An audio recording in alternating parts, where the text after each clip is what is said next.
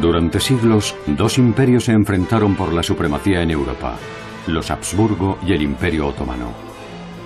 El bando occidental está representado por el príncipe Eugenio de Saboya, el ambicioso vástago de una familia noble dispuesto a rebelarse contra su propio rey, Luis XIV. No me serviréis a mí, sino a Dios. No, nunca. Al servicio de los Habsburgo, el apodado príncipe harapiento comenzó una carrera sin parangón.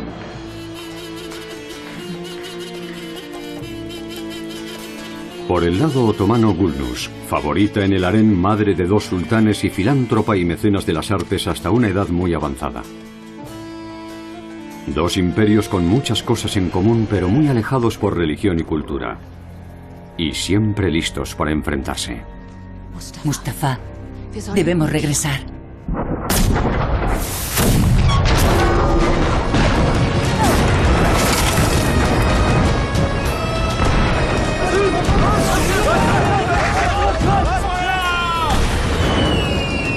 Eran auténticas matanzas. En los campos de batalla, decenas de miles de muertos. Por el contrario, el comercio, el intercambio cultural e incluso los conocimientos médicos florecían en tiempos de paz. ¿Qué demonios hacéis? El imperio meridional y el occidental eran mucho más que enemigos. El príncipe Eugenio y el imperio otomano, más que enemigos.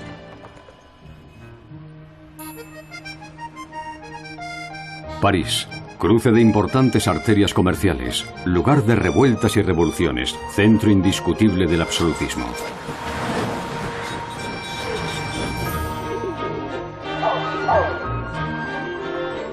Cerca de Le Halles, el distrito comercial más antiguo, existía desde hacía unos 350 años un elegante palacio urbano, el Hôtel de Soissons.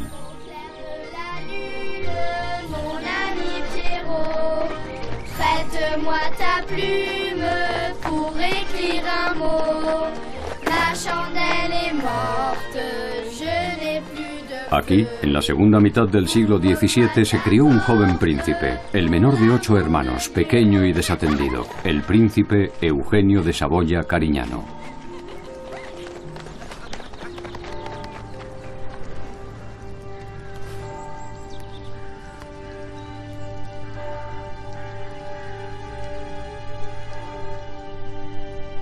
Ya en los primeros años, el joven que la historia recordaría como príncipe Eugenio de Saboya mostraba inclinaciones excepcionales.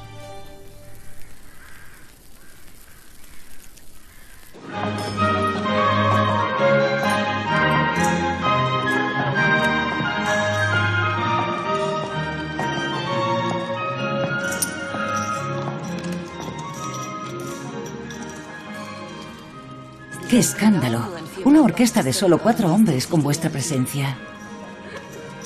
¿Qué digo? Ni siquiera son hombres. Es encantador por su parte dejar tocar al maestro y a sus amigas. Es el tiempo del Rey Sol, Luis XIV. Una de sus numerosas concubinas es Olimpia Mancini, la madre de Eugenio, que compite con otras cortesanas por el favor del rey. El marqués está perdiendo su última camisa. ¿Por qué no nos honráis con vuestra participación? Hay otros juegos, madame, que son más de mi gusto. Su padre en la guerra, su madre ocupada con las intrigas de la corte. En ese mundo creció el joven príncipe.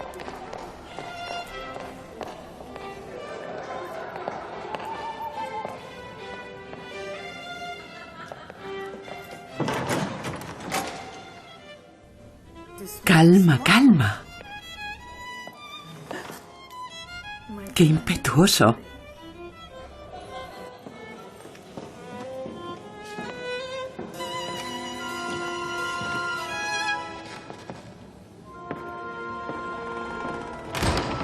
El joven príncipe se encierra en sí mismo. Casi nadie reconoce sus talentos. Desarrolló una verdadera inquietud por el conocimiento. Sin embargo, los años posteriores no tuvieron nada que ver con los primeros. Ya no manifestaría esa ansia por saber. Aunque sí es verdad que en su infancia se consolidó algo que lo acompañaría toda su vida: un gran interés por las ciencias naturales y por las matemáticas. Junto a las ciencias naturales, también la astrología gozaba de gran prestigio. Se consideraba una ciencia. Y el Soissons tenía su propio astrólogo. Pero la astrología y la adivinación no solo eran frecuentes en Occidente. En el Imperio Otomano, el sultán solía pedir a los astrólogos que consultasen con las estrellas.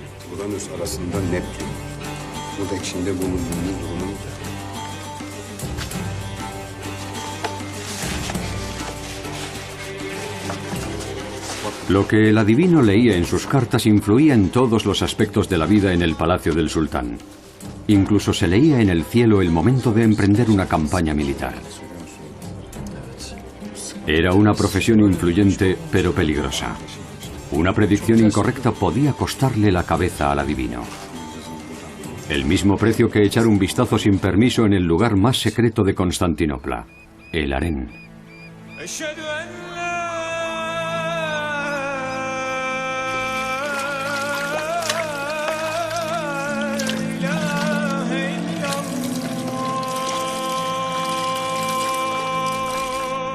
La palabra harén viene del árabe y significa prohibido o sagrado. Para las mujeres que viven en él, el eje de su vida es la religión.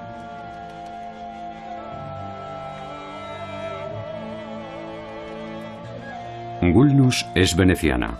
Fue raptada a los 5 años tras la conquista de la isla de Creta.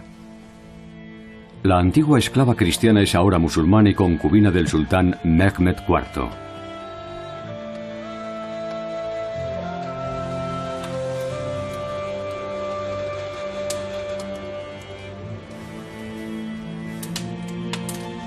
Es una extraña en el reino y, al igual que el príncipe Eugenio, debe reafirmarse. Con el tiempo obtiene el título de Haseki, favorita del sultán. La principal misión del harén es garantizar la sucesión de la dinastía otomana. El noble Pachá desea veros en una hora. Aquí vivían las favoritas del sultán. Para ascender en la jerarquía del harén era importante tener un hijo del sultán.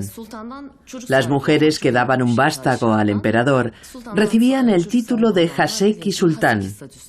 Cuando era un sesade sultán, es decir, un niño, la madre pasaba a ser valide sultán. Era el rango más alto del harén.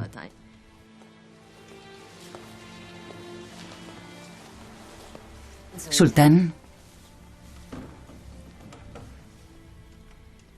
Gulnus. Hermosa como una rosa cubierta de rocío. ¿Qué es eso?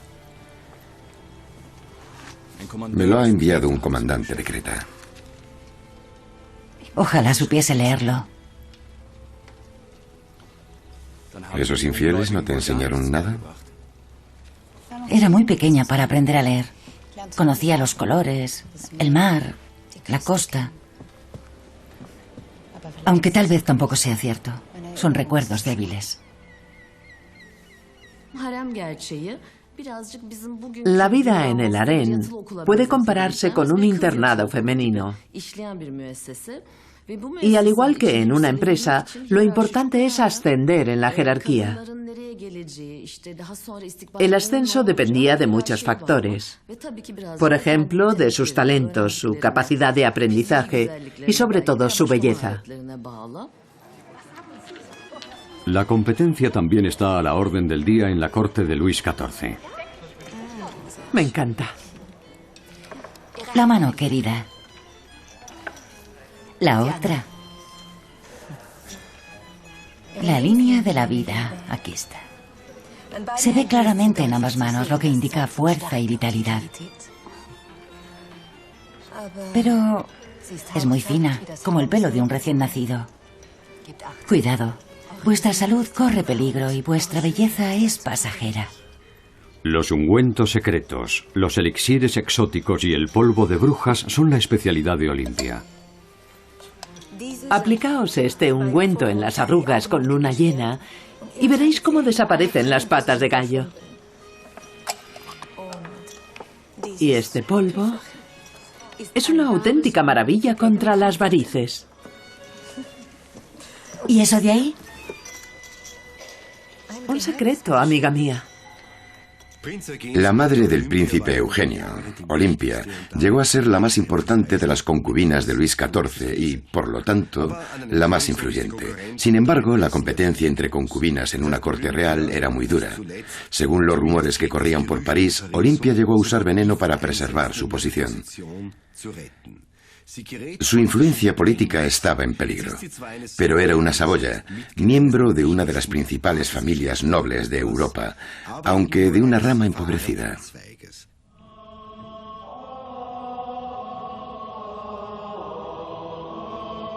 Accedat qui ordinandum est ad tonsuram, Eugen de Savoyen Carignan, ad sum. Sit nomen Domini benedictum, ex hoc nunc et usque in saeculum.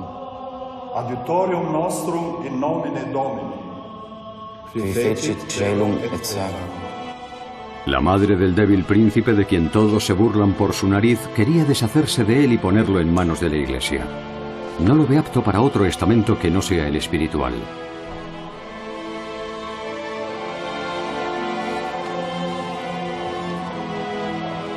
Dominus pars hereditatis mei et calicis mei. Naturalmente, la familia vive de acuerdo a su categoría, en un palacio en París. Pero a causa de las dificultades económicas en las que se encuentra, el palacio está cada vez más descuidado, ruinoso y miserable. Olimpia dedica más tiempo a las intrigas de la corte que a ocuparse de su familia. Así que los jóvenes príncipes se pasan casi todo el tiempo sin vigilancia y bastante desatendidos. 1680. Una intriga en la corte. ¡Rápido! El coche ya está en la entrada. Olimpia es sospechosa de estar implicada en asesinatos con veneno e incluso de atentar contra el rey. Llegan los esbirros del rey. ¿Pero qué estáis buscando, señora? Lo sabéis, mis polvos. Eso busco. Ah, los polvos. ¿Dónde los habéis metido? Os juro, señora, que no los he tocado. Mejor, no os recomiendo hacerlo. Da igual. Nos vamos.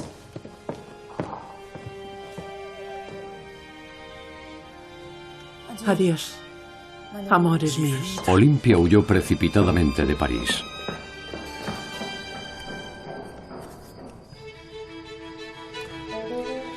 De los siguientes años de la vida del príncipe Eugenio no se sabe mucho. El marqués, que se hizo responsable de los niños, solo dijo que siempre estaba disponible para los juegos con todos los que venían a verlo.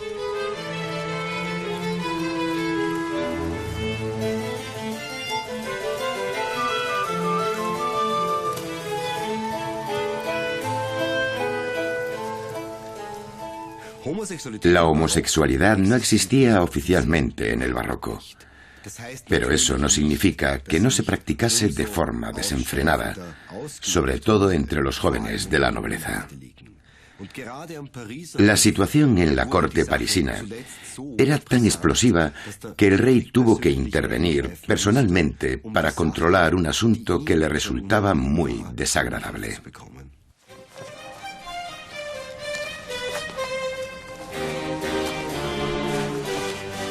En 1683 el príncipe Eugenio decidió emprender otra carrera. Pidió ayuda al rey.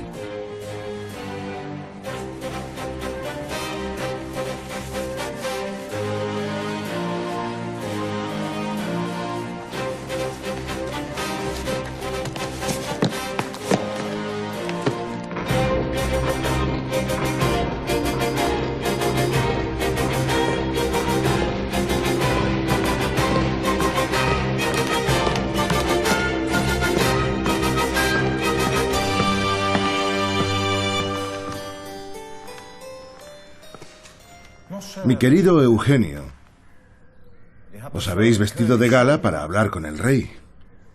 ¿Qué puedo hacer por vos? Majestad, estoy preparado para ir a la guerra por mi patria y por vos, mi rey. Pero ya sabéis que los abades no van a la guerra. Como mucho, bendicen las armas. La iglesia no es para mí. Yo tengo valor, voy a luchar. No os pido un regimiento. Dadme una compañía de 40 hombres y os demostraré de lo que soy capaz.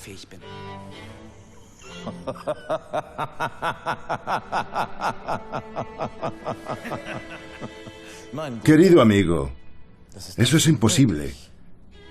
Debéis comprender que quien quiera dirigir una compañía debe infundir respeto. Y también es necesario tener un aspecto imponente. Además, señor, dentro de poco estaréis en un cabildo catedralicio. No me serviréis a mí, sino a Dios. No, nunca.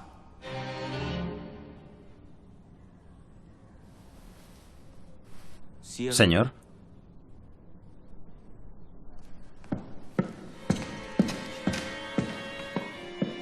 La petición fue rechazada, pero el peticionario no. Nadie se había atrevido nunca a mirarme a la cara de forma tan desafiante y colérica como él. Como su madre, Eugenio huyó de París. Tardó pocos días en llegar a la frontera del Imperio de los Habsburgo, el gran rival de Francia. En aquel tiempo, Luis XIV observaba con satisfacción cómo el Imperio otomano crecía a costa de los Habsburgo. Esperaba aprovechar el desarrollo de los otomanos como imperio mundial para ganar territorios al este.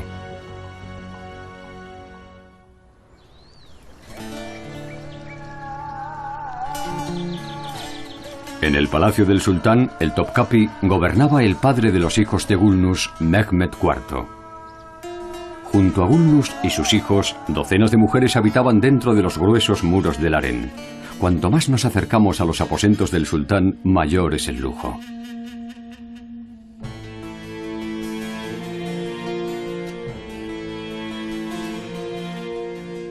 Un gran número de eunucos se encargan de la vigilancia y también de la formación y la administración del dinero de las mujeres. Cuanto mayor es la categoría de una mujer, más altos son sus ingresos.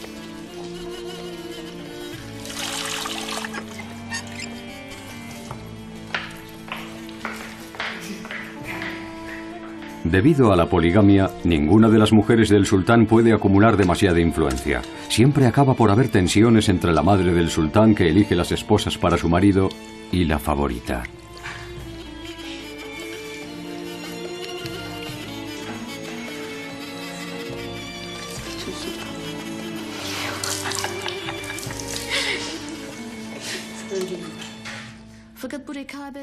Claro que también había competencia entre las mujeres. A diferencia de lo que podría suponerse, la lucha no era únicamente por el favor del sultán. Eso era solo una parte. Lo principal era construirse una posición de poder. Frecuentemente las mujeres que tenían un hijo del sultán, las jasekis, competían entre sí. Esa lucha es comprensible porque tenía la finalidad de colocar a su propio hijo en el trono y evitar que lo asesinasen, algo muy frecuente en aquel tiempo. Era mucho más que la lucha de varias mujeres por un único hombre.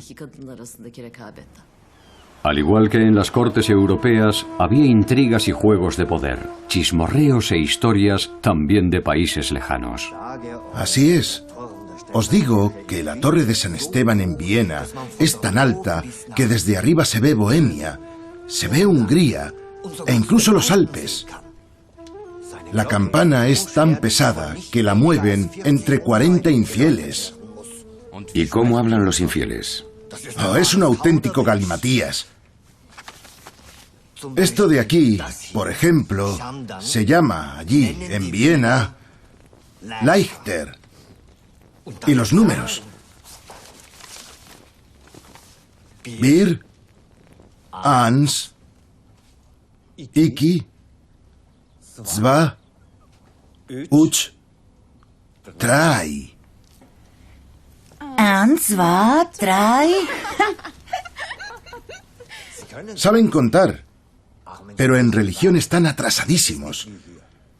No es como aquí, solo permiten una religión e incluso persiguen sin compasión a otros cristianos cuando son de otra fe que no es la católica. ¿Qué aspecto tiene el llamado Kaiser? Es tan feo que casi se podría pensar que Alá no quiso hacer un hombre, sino otra cosa. Tiene cabeza de botella, estrecha arriba igual que una pera y la frente plana como una tabla. Y lo peor de todo son los labios. Son abultados como los de un camello y en la boca le cabría una hogaza de pan entera.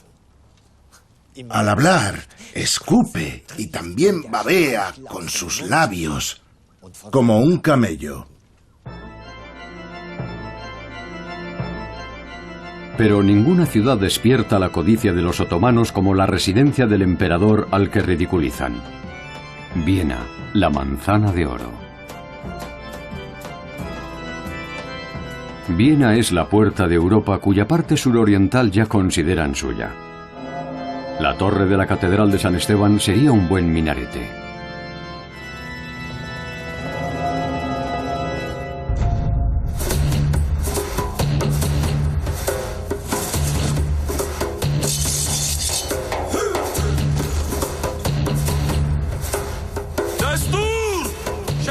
En la primavera de 1683, un poderoso ejército sale de Adrianópolis hacia los Balcanes y Europa Central.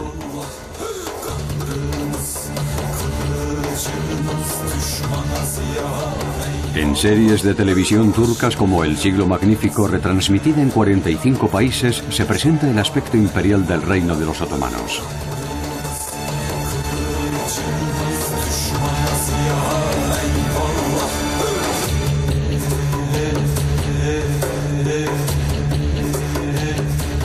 Una etapa que en la Turquía actual se considera como un renacimiento.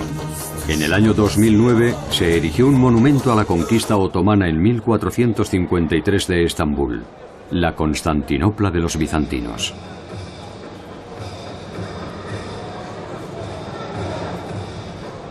Turquía es de nuevo una importante bisagra política en el Oriente Próximo.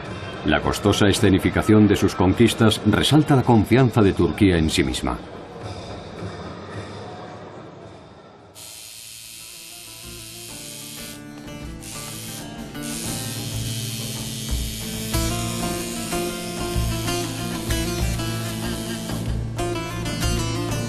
También la Tura, el sello imperial del sultán y símbolo otomano por antonomasia, está muy presente en la Turquía actual.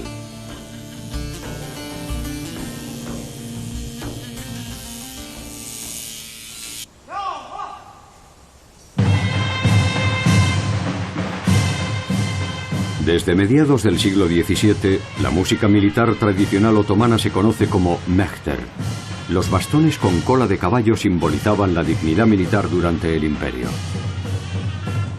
Se vieron en 1683 al apoyar la lucha de los rebeldes húngaros contra los Habsburgo.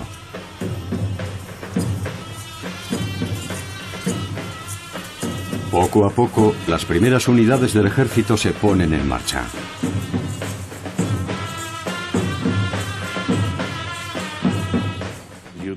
Las campañas no empezaban con 200.000 personas. Tampoco empezaban con 150.000. De hecho, lo que ocurría era que partían unas decenas de miles y luego se iban incrementando. Las provisiones se adquirían de camino.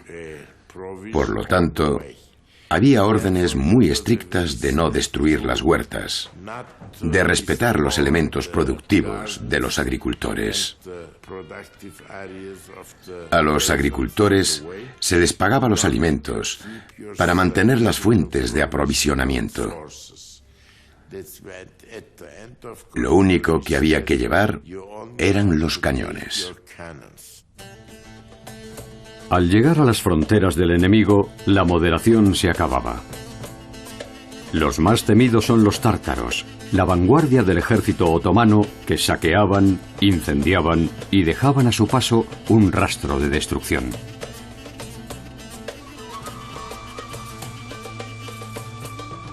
Y también los Deliler, que se traduce como los locos. Se dice que entraban en combate bajo los efectos del opio.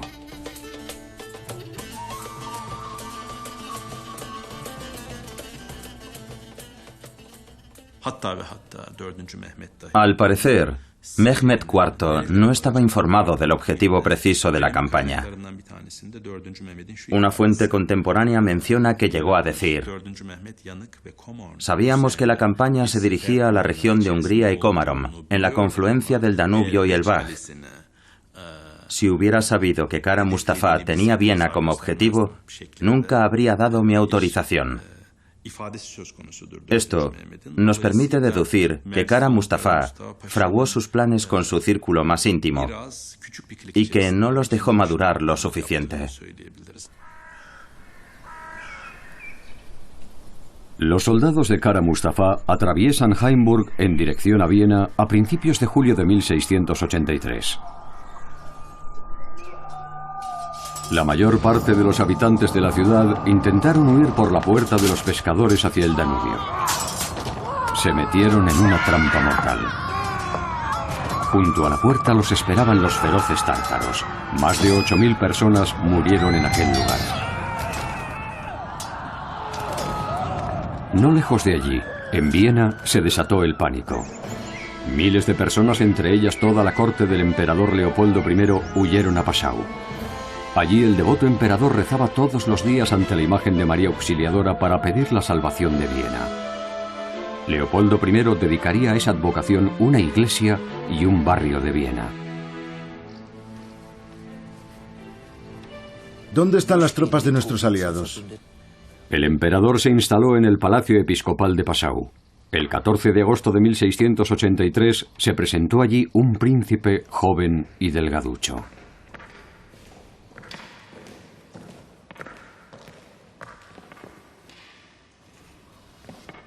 Majestad, el príncipe Eugenio de Saboya. Se oyen auténticas locuras de él. Es verdad. Hace un mes estuve con el rey de Francia. Pero podéis creerme, seré vuestro mejor soldado. Los Saboya tenéis valor, eso lo sé. Pero me parece que aún sois muy joven. ¿Vais a crecer más? Soy de confianza. Concededme la gracia de dirigir un regimiento y no lo lamentaréis. ¿Un regimiento?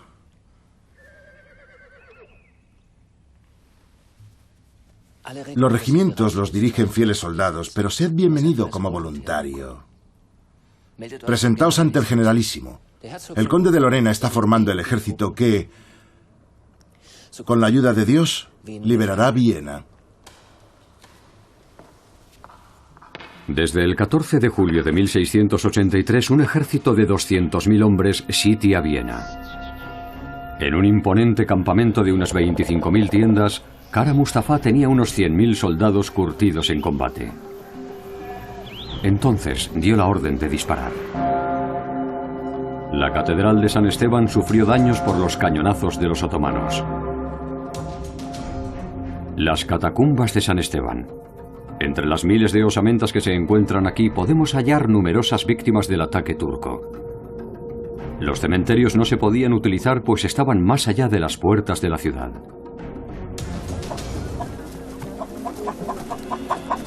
Gran parte del ataque a Viena se desarrolló bajo tierra. Las tropas de combate y los tapadores se acercaban a la ciudad por galerías. Excavaron como topos hasta llegar a los baluartes de 12 metros de altura.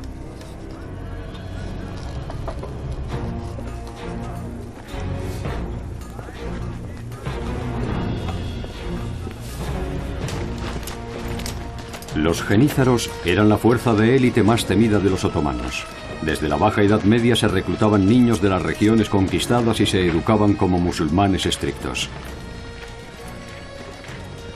En el momento del ataque, este cuerpo constaba de reclutas y voluntarios.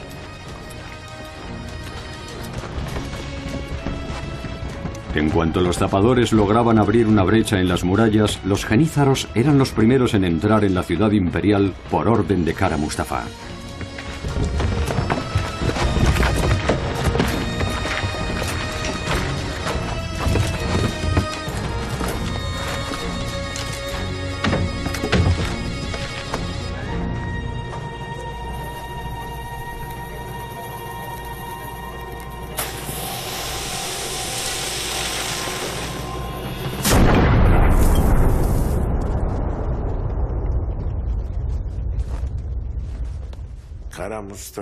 Kara Mustafa Pasha era un gran gobernante.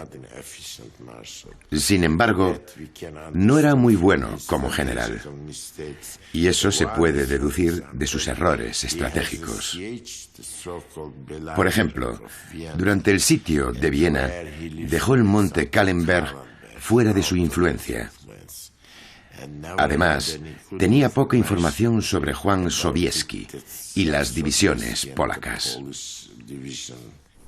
Bajo el mando del rey polaco, las tropas de la Alianza Cristiana se reunieron en los montes Kahlenberg, Hermannskogel y Sophienalpe la mañana del 12 de septiembre. El contingente del flanco derecho casi llega demasiado tarde a la batalla. Ahí casi se había acabado la lucha, mientras en el centro y en el flanco izquierdo continuaba el combate.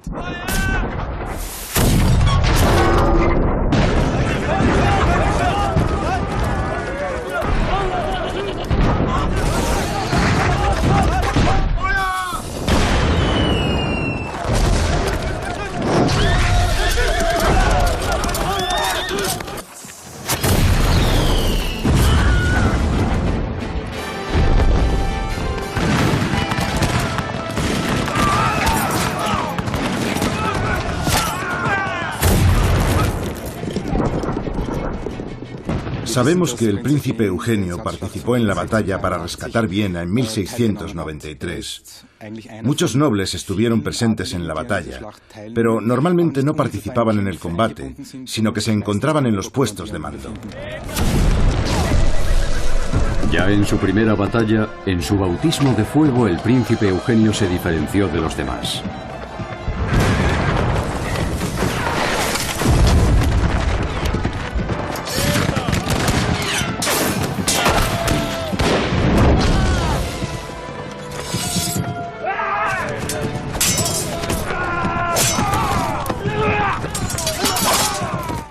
El hecho de que se le concediese un regimiento después del combate demuestra que llamó la atención. Debió de impresionar al alto mando y a las principales personalidades militares. De lo contrario, no le habrían dado un regimiento. Hacia el final de la tarde, la Alianza Cristiana se alzó con la victoria y liberó Viena. Más de 10.000 muertos quedaron sobre el campo de batalla.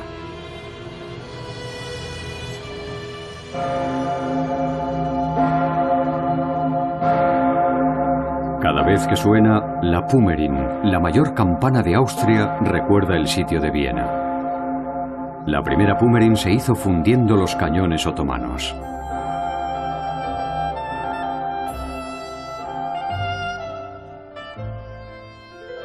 Según la leyenda, al limpiar el campo de batalla, los vieneses quemaron los sacos de café que los turcos daban a los camellos.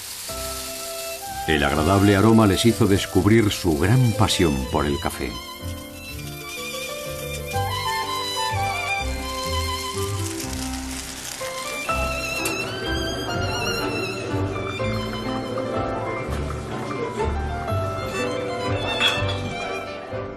El primer café de Viena abrió 2 años después del sitio y dio origen a la cultura del café, hoy inseparable de la personalidad de Viena.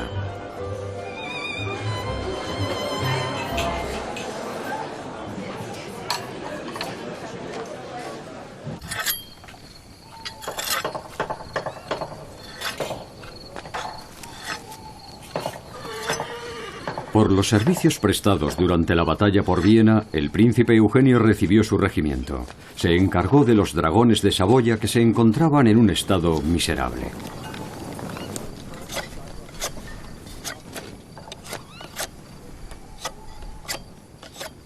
Pero el príncipe Eugenio estaba decidido a transformar aquella cuadrilla venida a menos en un cuerpo apto para el combate. Hombres, sois dragones. Es importante saber contra quién lucháis, pero es más importante saber por quién lo hacéis. No lucháis solo por el emperador, lucháis por vosotros, por vuestro honor. No lo olvidéis.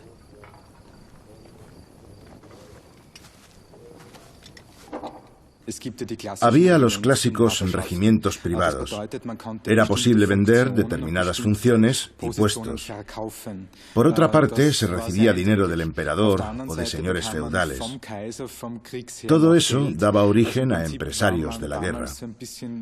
Además, tenían la responsabilidad de mantener a los soldados correctamente armados y uniformados. También era importante saber economizar. Al final, tenían que salir las cuentas. El peto de la armadura del príncipe Eugenio, que se puede ver en el Museo de Historia Militar de Viena, es de una época en la que su posición era buena. Nos indica que su propietario era de talla mediana grande para la época. Eugenio no era tan bajo como algunos informes nos hacen creer. ¿A qué se deben las abolladuras de la armadura? En Moln, en la Alta Austria, se siguen fabricando petos de armadura en el fuego. 80 de estas obras maestras de la artesanía están destinadas a la Guardia Suiza del Vaticano.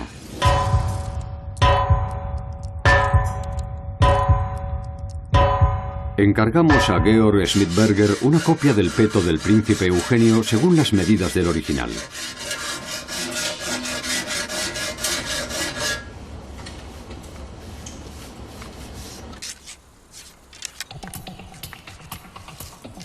¿Soportaría la armadura el impacto de una bala de mosquete? Especialistas del Museo Universal Joanneum y del Ejército Federal Austriaco hacen la prueba.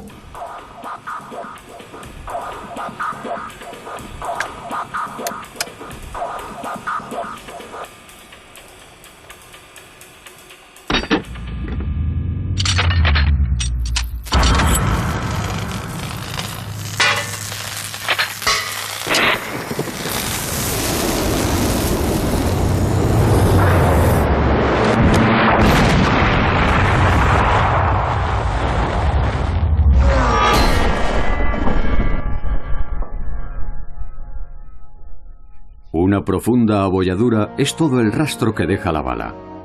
Quien la llevase sufriría contusiones y costillas rotas. Pero, ¿3 disparos? Alguna de las abolladuras podría deberse a algún golpe en combate. El príncipe Eugenio tiene 25 años y ya ha entrado en combate varias veces cuando sufre la peor de sus 9 heridas frente a Belgrado.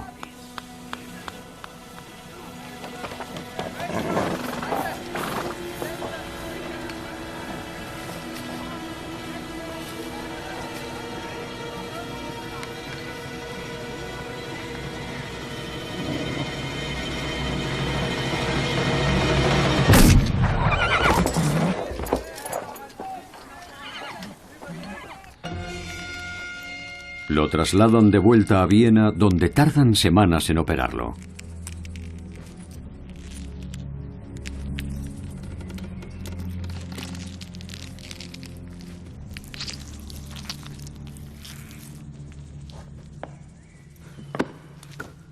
¿La tenéis? Sí, están incluso las tiras de papel. Supura mucho, necesita una limpieza en profundidad.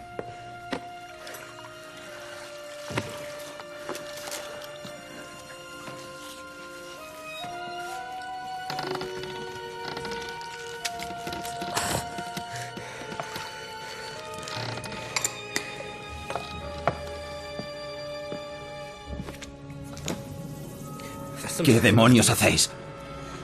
Es la mejor forma que existe de cerrar las heridas. Las he dejado pasar mucha hambre para que muerdan bien las 2 partes de la piel. En aquel tiempo no siempre se cosían las heridas, sino que se usaban hormigas.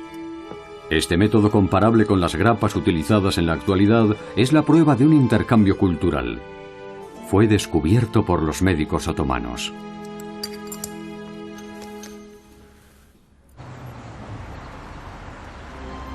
El interés estratégico de los Habsburgo está ahora al sur y al sureste. El príncipe Eugenio lucha junto a Carlos de Lorena por el control de Ofen, parte de la actual Budapest.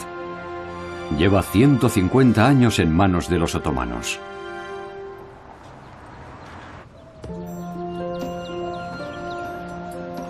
Otro elemento de la cultura otomana que los Habsburgo no conocían es la cultura de los baños, los hamán. El balneario Király de Budapest es uno de los 2 baños construidos por los otomanos hace casi 500 años y que siguen en pie.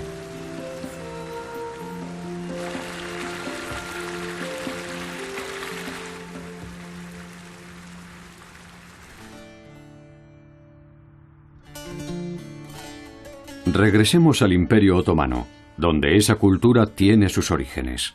En el palacio del sultán, Gulnus reflexiona sobre sus raíces. Horvat.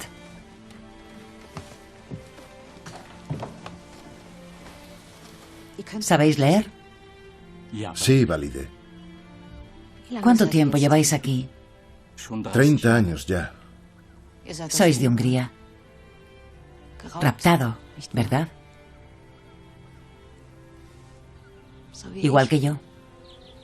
Pero vos recordáis vuestro alfabeto. Ojalá fuese de otra manera. ¿Por qué? Es mejor no recordar. Sin recuerdos, uno no puede parar de hacerse las mismas preguntas. ¿Quién soy? ¿De dónde vengo? Es una tortura. Enseñadme a leer, Horvat.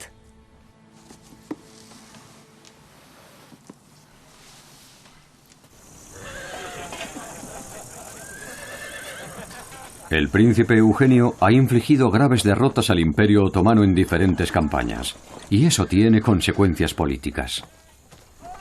Alteza, una carta de Víctor Manuel, conde de Saboya. Léedmela.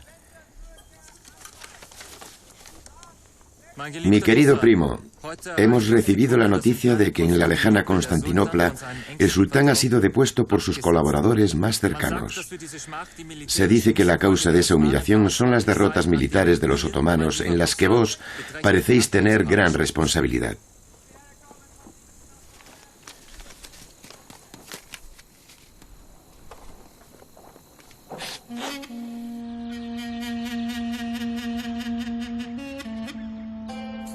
El sultán Mehmed IV fue depuesto y encarcelado en una jaula de oro, la llamada Kafes. En esa parte cerrada del palacio Topkapi, el hermano de Mehmed había pasado 46 años. Ahora subía al trono.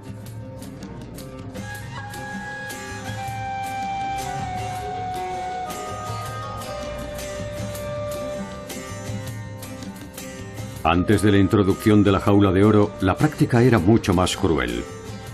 El asesinato de los hermanos. Durante 200 años, cuando un nuevo sultán subía al trono, sus hermanos de cualquier edad eran ejecutados.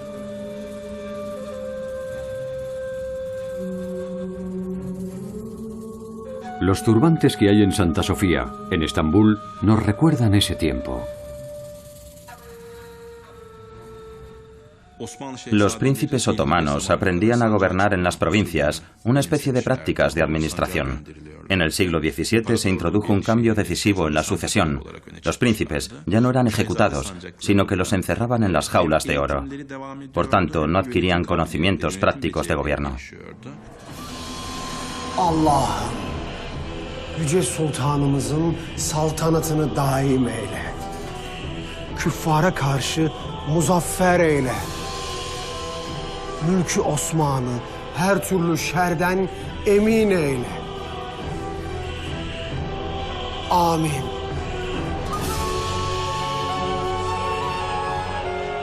Uno de esos príncipes, Mustafa, el hijo de Gulnus, subió al trono en febrero de 1695. Tras la muerte de su tío y de su primo, recibió la dignidad de sultán. Gulnus, como valí de sultán, pasó a ser la mujer más poderosa del Imperio Otomano.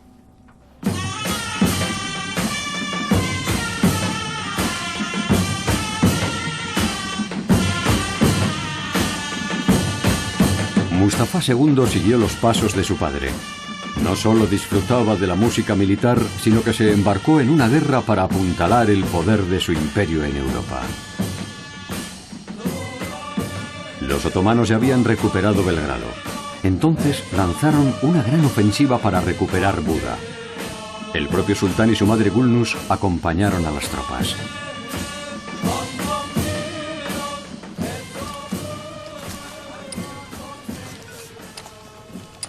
Entre sus enemigos, las tropas imperiales del príncipe Eugenio se negaban a dejar a los otomanos las fortalezas del Danubio.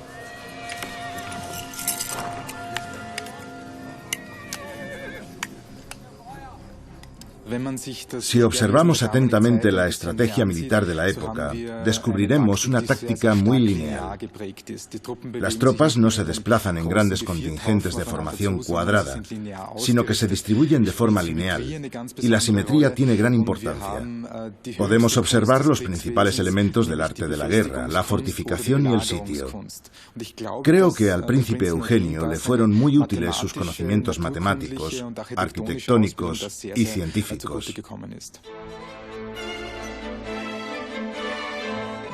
Con el grado de mariscal de campo, el príncipe Eugenio adquiere un inmueble en Himmelpfortgasse, su futuro palacio de invierno.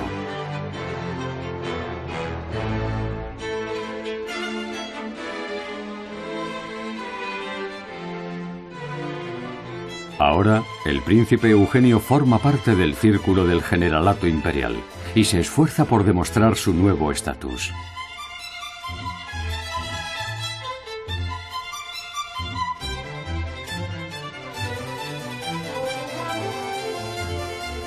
Pero pronto debe abandonar su lujoso palacio. El emperador le ha ordenado detener al sultán Mustafa, que se dirige hacia el norte desde Belgrado. No debe entrar en combate. Nadie sospecha que ese enfrentamiento cambiará el curso de la historia.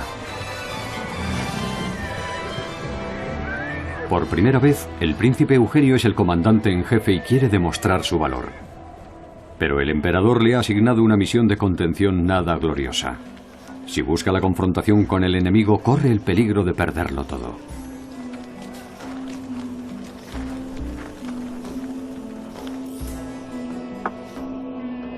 Por el lado otomano, el sultán Mustafa consulta con sus consejeros. ¿Qué dicen las estrellas? Sultán, Saturno y Júpiter están en conjunción. Esta noche se les unirá Marte. Creemos que es una señal de peligro. Conocemos esa conjunción. Sabemos que trae consigo terribles matanzas, que quema todo lo bueno como el sol quema a los sembrados. Mustafa, debemos regresar.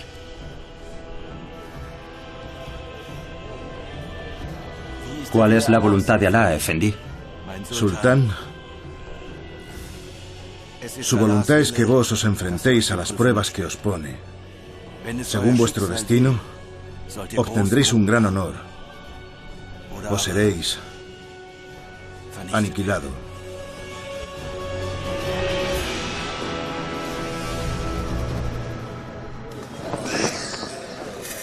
Es el 11 de septiembre de 1697.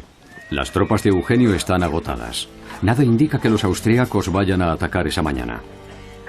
Pero después de hacer prisionero a un oficial turco, el príncipe Eugenio cree tener información decisiva y se la guarda para sí.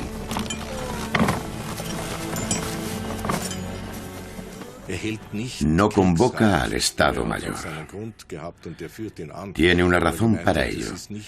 Cree que es mejor no revelar sus planes al enemigo. Y lo haría si celebrase una reunión. Es consciente de que todo lo que se discute en una reunión con el mayor de los secretos llega a oídos del enemigo en pocos días. Un explorador enviado al amanecer trae la noticia esperada. Los otomanos se disponen a cruzar el río cerca de Centa. La caballería y la artillería ya han cruzado, y el resto del ejército es vulnerable.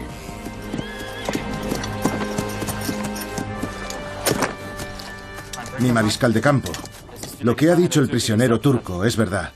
El sultán ya ha cruzado el Tisa. Gracias. Una buena noticia, por fin. Alteza, un despacho del emperador. No quiero verlo. Puede oponerse a mi decisión. Alteza, atacar es imposible. Los hombres están débiles. La malaria ha causado estragos. El emperador desea que los otomanos se retiren, pero el príncipe Eugenio ha visto la ocasión de hacer historia y toma una decisión con graves consecuencias.